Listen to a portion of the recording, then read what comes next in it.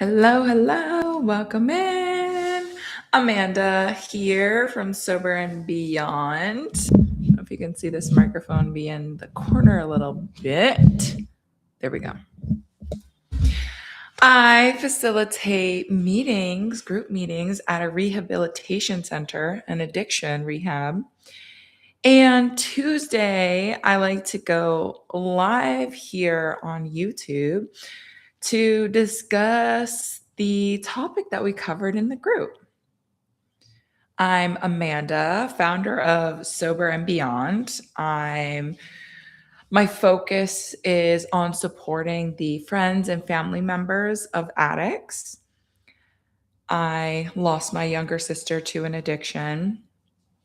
What's great about my perception and perspective of this experience of addiction is that I have the firsthand experience with my sister. And then I also have my experience at the rehab with directly working with people with addictions. So I can see both sides of it. And I can also see the gaps on both sides, which is a great asset because for each type of person, I can fill the gap. For addicts they struggle a lot with family, I can fill the gap. And for the family that struggles with their addict, I can fill the gap. What is today's topic? The topic of today is the power of environment. And I think this is crucial for both addicts and the loved ones of addicts to fully understand just how important environment is and the role it actually plays in addiction. As you know, addiction is really it's only 40% genetic. However, whether you have the genetic predisposition or not, your environment dictates whether or not the addiction will surface. Our environment dictates whether or not those genes are activated. So for me, when people kind of say, oh, it's genetic and I was born this way, I instantly am in my head. I always think, no, it was all about your environment and it was only going to happen because the environment was perfect for it. I do have a dog here. You might see her in the corner of the camera. She's very needy. If you see a little black fuzzy thing happening here, it's her. Okay. The environment. First of all, what is an environment? These are our surroundings or conditions in which we operate.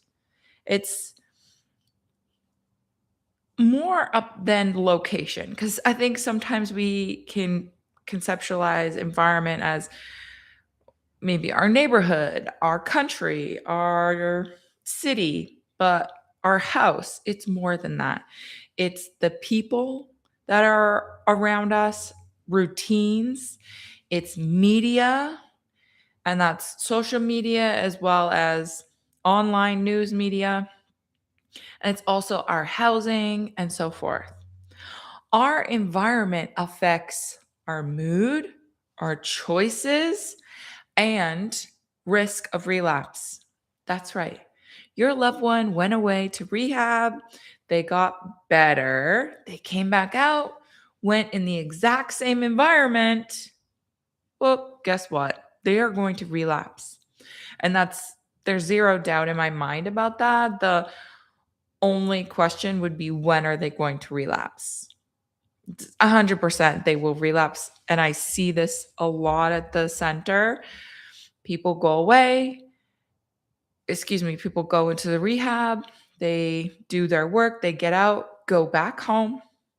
And the cycle continues and they relapse and they come back to the center.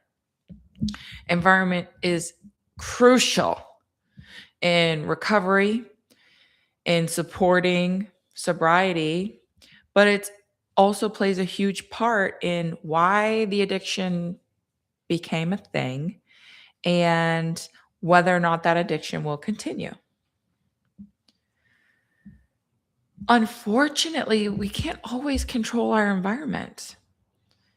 If you're limited to your city or your neighborhood for whatever reason, we kind of only have the family we were given. So we can't really swap them out for a different model. And that can be a huge barrier. We can control aspects of our environment, especially pertaining to the parts that we can't control. We want to focus on the small changes rather than thinking that the only way this situation will alter is if the changes are grandiose.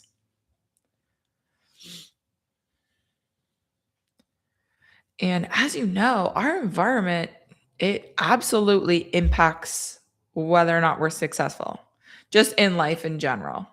If you come from a home that discourages individuality, discourages hobbies, discourages you from being unique and special, then that is going to severely limit who you are as an adult and what you become, what you think is possible, and how successful you are. Because think about it. If your environment, family or friends, are constantly telling you your business ideas are trash, there's a million pizza stores. Why would you make your pizza store? There's so much competition. That idea is lame. Oh, you started a candle business. Good luck with that. That negative energy and people who continuously don't support you but trash you as well, that is going to eventually wear on you and diminish you. You will eventually succumb to your environment. It's just when. Unless the only way to be successful in this instance would be to remove yourself from those people or places that are discouraging you. Again, we can see the connection here. Okay. Types of environment. There's physical. We have our living conditions, our neighborhood. Then there's social environment. These are our relationships, our support networks, emotional environment as well. How we internalize our environment and our mindset as well. Perspective can branch off from mindset. There's this great quote, and it's prolific in the sober community, and that's, we can't heal in the same environment where we got sick. That's very hard to digest, and it often takes several rounds of relapsing before people start to absorb the realities of that, because we don't want to admit that maybe we need to take space from our family or so forth. But it's the truth. Okay, there is this really great study. I recommend you looking into this yourself. It's called the Rat Park Study. And it was conducted in the late 70s. And it's an extremely interesting study where they tested addictive behavior versus environment. This study took two separate groups of rats. You had one group, they were isolated. Each rat was individual in their own cages, and the cages were sparse. There was nothing in there. It's just a steel cage, and that's it. The second group of rats, they were placed in Rat Park. This was created like a wonderland for rats. Anything you can possibly want as a rat was in this environment. They had bedding, food, other rats, rooms, tunnels, toys, and they could just roam free with each other in this really great, enriching environment. In both the rats that were alone and the rats that were in Rat Park, both sets of rats had two water sources: plain, regular water, and then The second water source was a water laced with morphine. And they had full discretion at any time. They were just both readily available.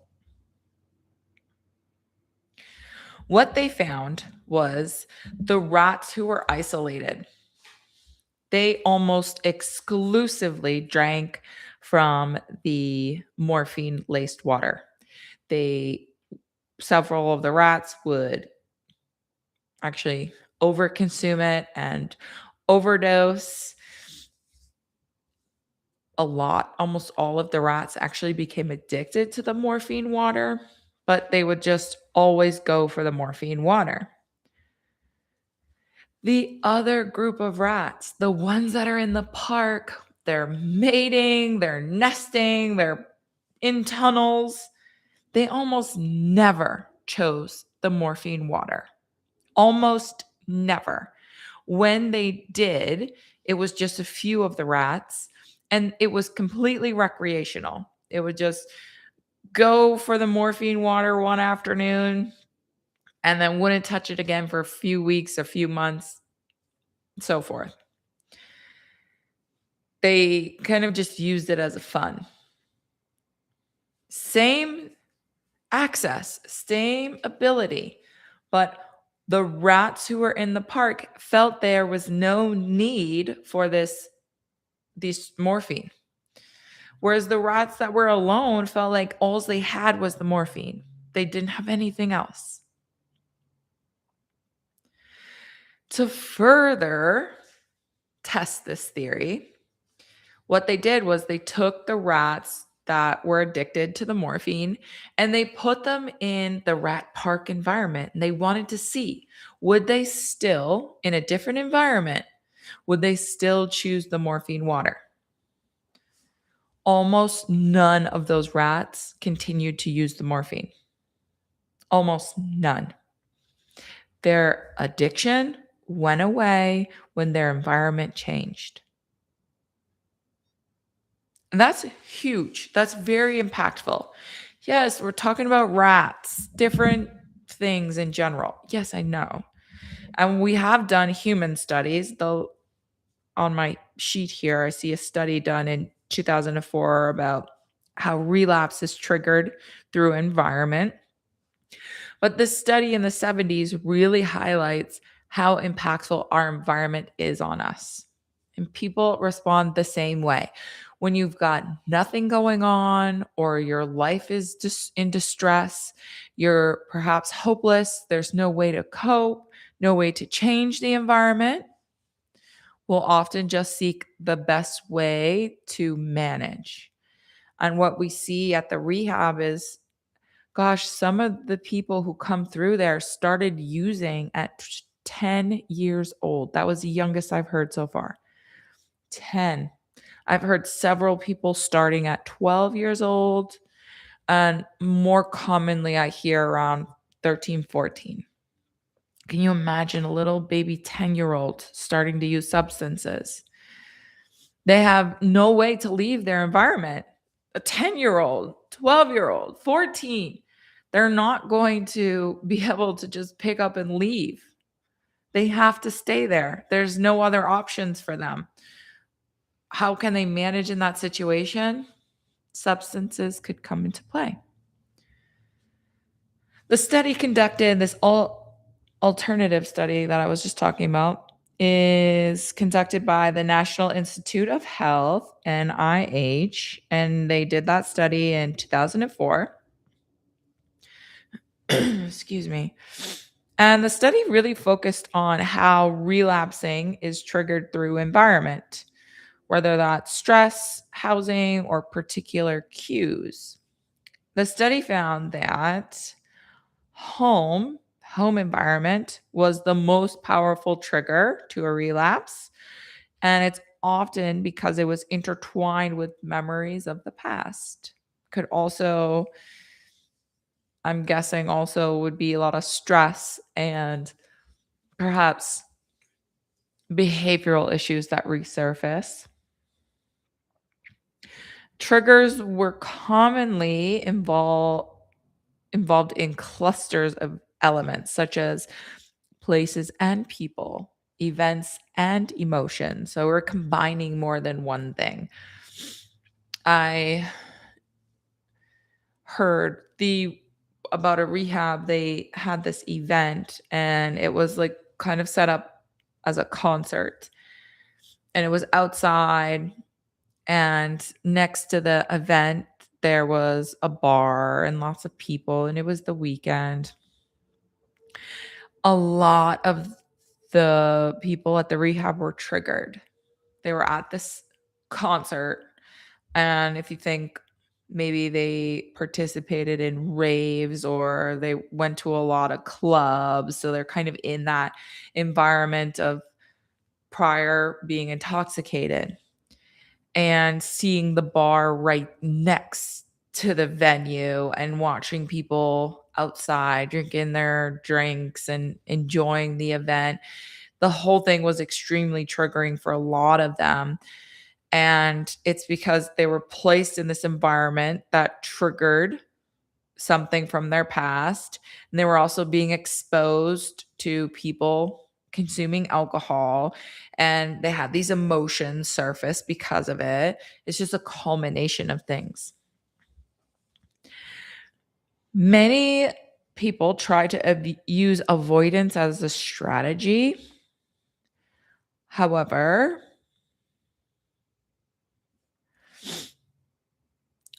avoidance is only a temporary strategy. At first, I always recommend the first minimum 1 year. 1.5 years is ideal. 1 to 1.5 years of really avoiding anything and everything possible that could remind you of this old life or trigger you. Because in this year and a half, we're able to strengthen our coping skills. We're able to have better self awareness, better composure on ourselves mentally. And ideally, everyone will have been practicing their coping skills for that year and a half. They're more connected and rooted in their sobriety in that time. Whereas if you're just 6 months sober, thrown into some old environment, you're less stabilized.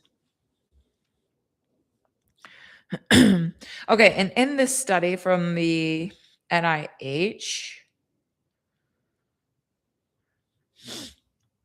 it found that environmental conditions after someone has gone through treatment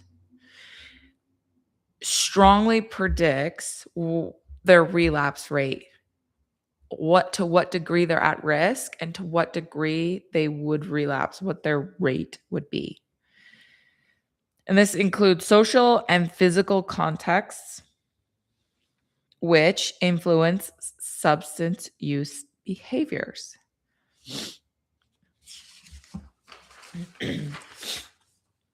Okay. What's this? Common emotional barriers / triggers. Toxic relationships across the board, codependency, enablers, people that you used to use substances with, co-users, if you will.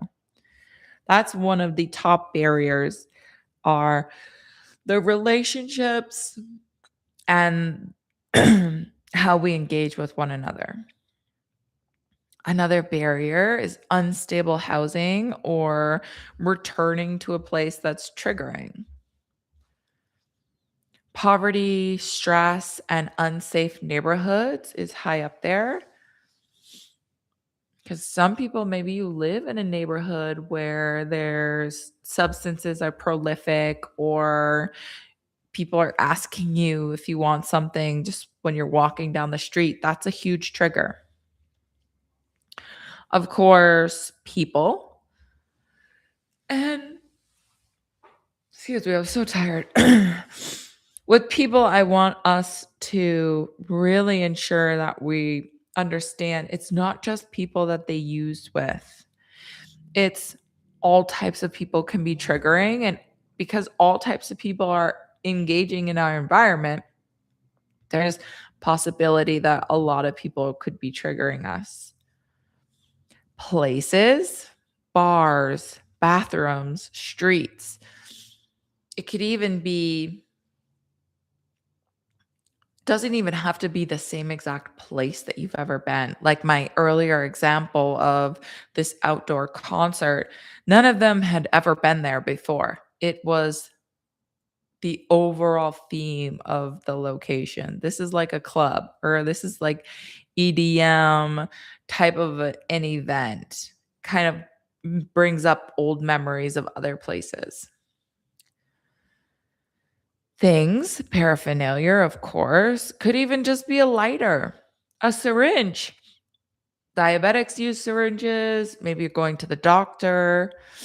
It could even just be seeing a beer can. Like I said, you're kind of probably like, whoa, like, what are you supposed to live in a bubble, or what's the deal? You're going to have to man up and face your environment. Yes. But after that discretionary period, a year and a half, I prefer. Once they're stable. But when we're unstable, when there is not much progress, when we don't have that much invested in sobriety, we haven't reaped too much of the reward quite yet, these triggers are very enticing to run back to. And it's also a mental game that's happening within them of just have one beer, just smoke this one time, we'll just party for tonight, for this weekend. Before you know it, they're right back using full blown. Okay, the next barrier, feelings, stress, boredom, loneliness, any kind of, could even be anger, frustration. I've heard stories of someone, he was kind of frustrated in his sobriety, and he was just maybe 3 to 4 months into it. And he was trying to find a job, really struggling to get a job. Someone else that he was housed with got a job almost instantly. And maybe was gloating about it a little bit, but definitely declaring, I got a job. I'm so excited. And this was a trigger for the individual. I'm doing everything right. I keep getting turned down for jobs. I'm never going to make it. And they got so stressed and worked up over this scenario that was concocted in their head that they relapsed. We're very fragile in the beginning of, that's why the beginning has to be treated, have to be super gentle in the beginning and protected at all costs. And it really is that quick and easy for an addict in new sobriety to relapse over some of that. Sensory input is another emotional trigger. Smell, lighting, rituals, music. It could even be, maybe they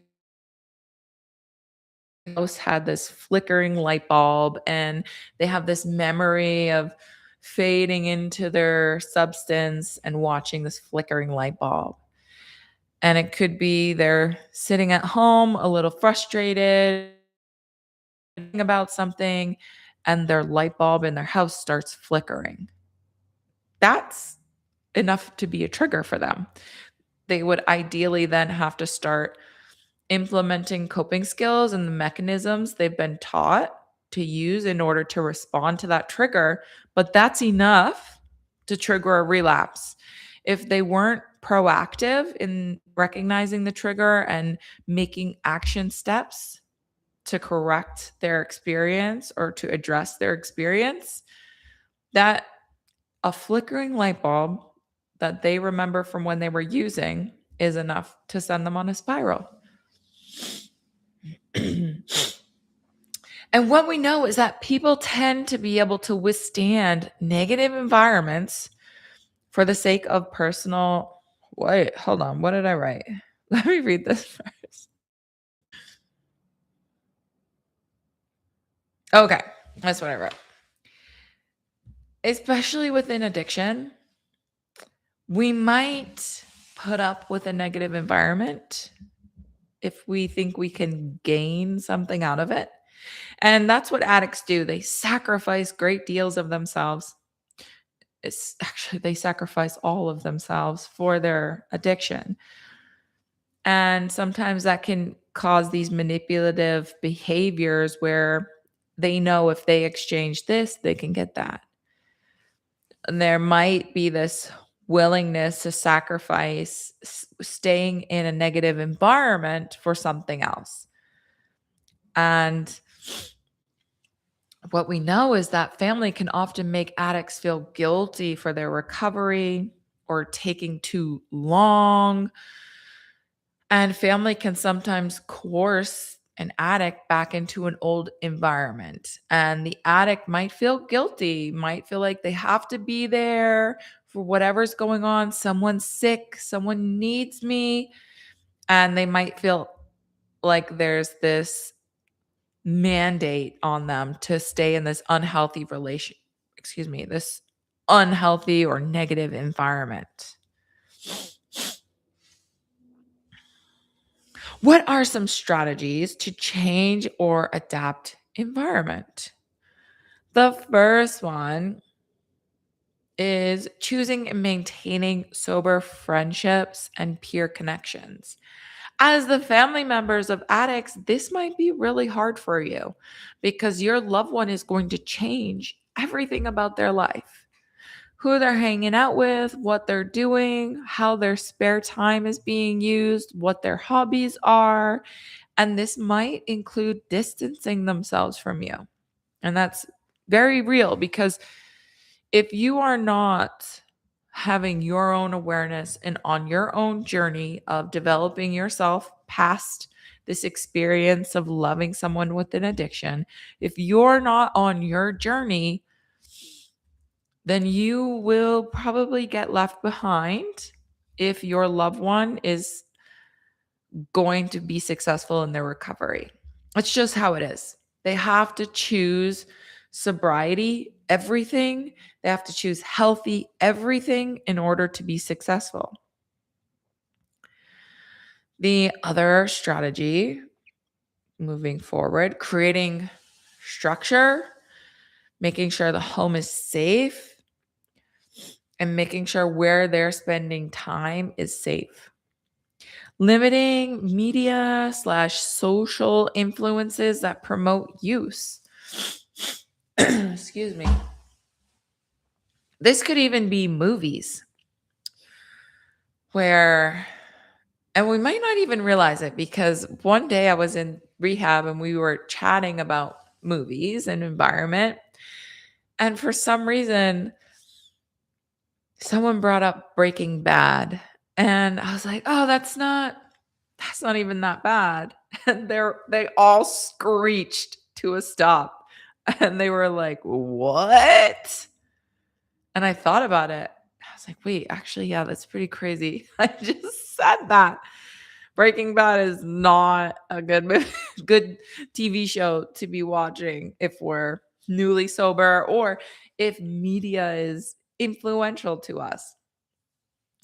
And as the loved ones of addicts, we might put on our favorite show or start a movie without fully realizing the context of it or the impact of it. Let's see. Another strategy is making sure we're using community that's supportive, that's sober housing, going to meetings, having peer support. We really want to lean into any kind of external support system and community. Ensuring that we have a coping plan. Okay. Like I said earlier, that light bulb flickering was a trigger for me. Okay, what's my plan of action? I need to make sure that there's a protocol when these triggers start to surface. Okay. There is something called cue exposure therapy, CET. And what this does is helps to condition the person to not be as sensitive or reactive to certain cues. And it's to reduce the conditioned reactivity. Triggers are confronted in a very safe environment and it's controlled so that the person can learn to reprogram old associations where that flickering light bulb, we can reprogram that to not be a cue or an indicator of an old memory of using substance.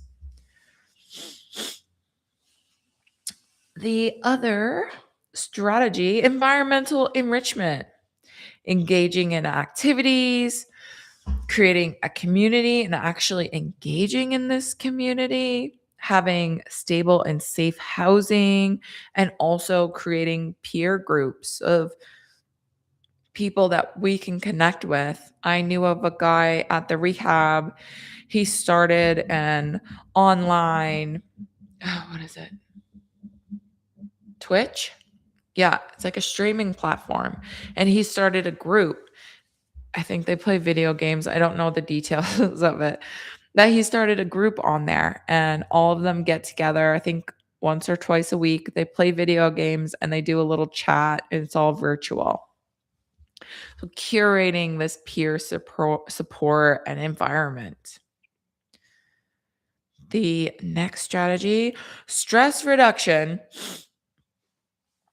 is very important. We want to mitigate our stress levels because, as you previously heard, that's enough to send someone spiraling.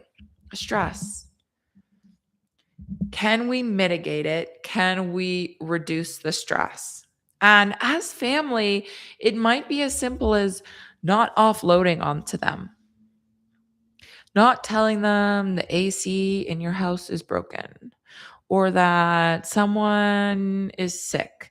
Is how can we reduce the stress for them to support them? Temporarily, yes, but it's extremely impactful when you offload onto someone who's already overloaded. I think we can sometimes assume that, oh, addicts go away at a rehab for, 90 days. They're separated, they get food, they just sit in rooms all day. And their life is not stressful. They have nothing to worry about. They're just sitting around all day. It's easy to assume that, but they are reflecting inward and they're reflecting in ways they've never done before and to depths that they're very uncomfortable going to. So we want to give people the space to go inward and address issues that they've been experiencing their whole lives and have never taken the time to look at. They're doing an immense amount of work. I want to say that. I just can't say that enough. And how can I not add to that stress would be the question for you.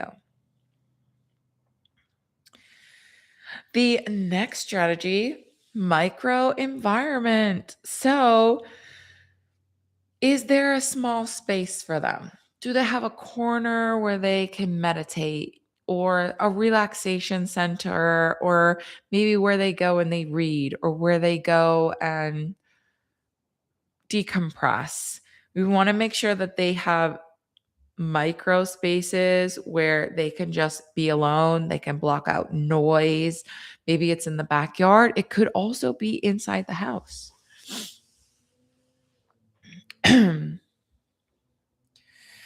We want to bring awareness to emotional triggers.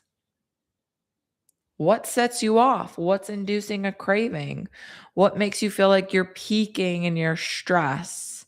making sure that we're reflective on that and bringing that awareness to ourselves.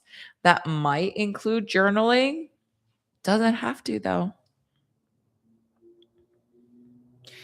And last thing I have here is establishing healthy routines and self care practices.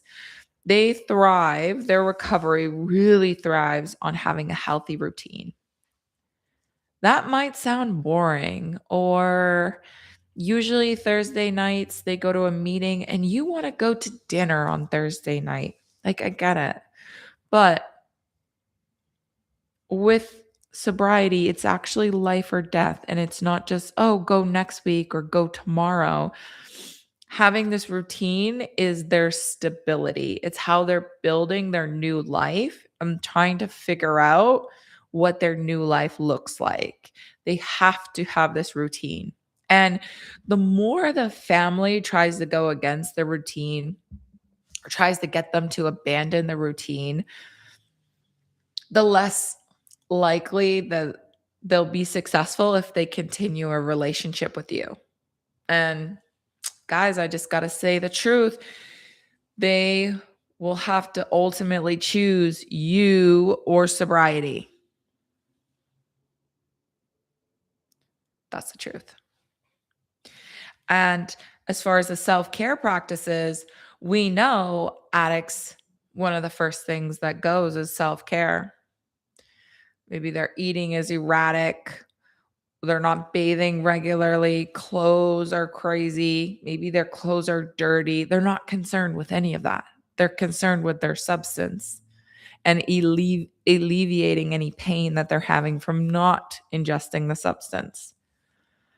We want to bring them back to this self centeredness where they're able to take care of themselves first, and then eventually, when they're stabilized, can expand outward. But first has to be care of self. I'm stressed. Okay, what do I need to do to ease myself? I'm irritable. Well, I didn't sleep good last night, and that's always why I'm irritable. Let's go to bed an hour early. Let's take a nap. Things of that nature. And then we did discussion questions. But I really want you to research the Rat Park study and have this awareness of how impactful you are, because you're part of the addict's environment. Just how much impact you have is immense and you don't even realize it. That concludes our Tuesday topic. As you know, check out my channel, comment, leave questions.